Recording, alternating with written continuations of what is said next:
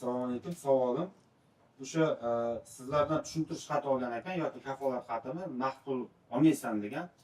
Aynan qaysi tashkilotlarga bergansizlar va qanaqa mazmunda shuni aniqroq ayting. Ya'ni asosan mana hozir xatni berdim. Neft inspeksiya полностью курирует qiladigan ayoqchilarni gazовый и benzin shoxobchalarini курирует qiladigan shularga korxona. nima deb yozib bergansizlar aynan? Что 1 apreldan naqd pulini umuman qabul qilmaymiz. Agar qabul qilib qo'yadigan bo'lsanglar, sizlarga qanaqadir tahdid qilganmi? Litsenziyangiz olib qo'yaman deganmi yo boshqami? Nima? So'zlanmadan o'tgan. Ham jarimani ham aytgan. Birinchi martaga 25 million, ikkinchi martaga 50 million. Shunaqa jarimasi ham bor ekan. Jarimasi bor, bez наличный расчет agar olsangiz. Majlisda aytib o'tilgan. O'sha tushuntirish xatida ham yozgan, shuni yozganmisizlar? Olmayman, agar oladigan bo'lsam jarimaga tortilaman degan mazmunda.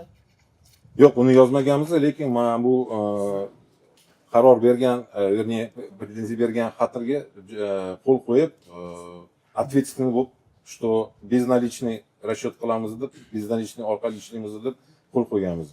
Uni javobgar qanaqa bo'ladi, nima hozir подписывать qilgan joylarini hozir sizga ko'rsata olmayman, но что qabul qilmaymiz deb o'sha orqali dokument bor.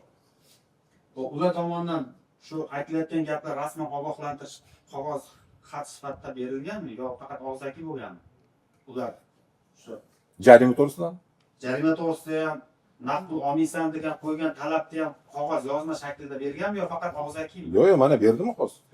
Men suddan so'ramoqchi edim, mana javobgar yuqorida aytib o'tdi, Neft gaz inspeksiya, Markaziy bank, Soliq qo'mitasi, shu jumladan Soliq qo'mitasidan ishlovchi Jahongir Atiyev ismli shaxs aytib o'tdi.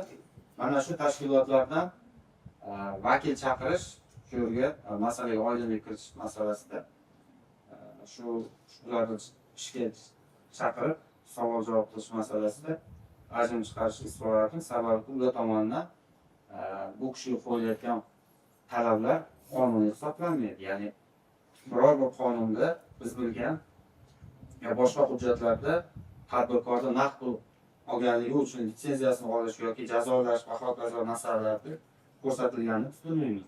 Agar imkon bo'lsa, sizlarga noma'lum hujjatlar qanaqadir bo'lishi mumkindir. Bu tashkilotlar kelib mana shu harakatlarni izohlab bersin. Sababi ularda mana shu bosimi tahdididan keyin bular naqd olishni to'xtatganligini, ya'ni naqd ololmayotganligini aytyapti.